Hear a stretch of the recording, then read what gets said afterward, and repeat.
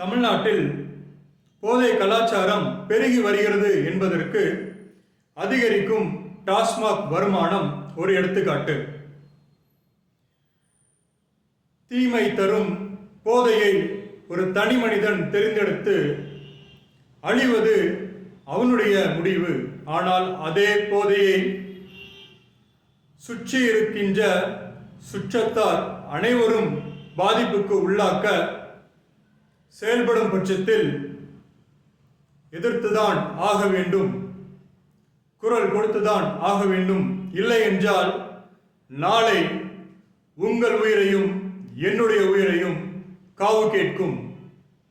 உயிர் பலியாய் கொடுக்க டாஸ்மாக் போதைக்காரர்களின் பேதமையாலும் புத்தி இல்லாமையின் செயலாலும் நாமும் நம்முடைய சமுதாயமும் நமக்குரியவர்களும் பாதிக்கப்படுவார்கள். சிந்திப்போம்.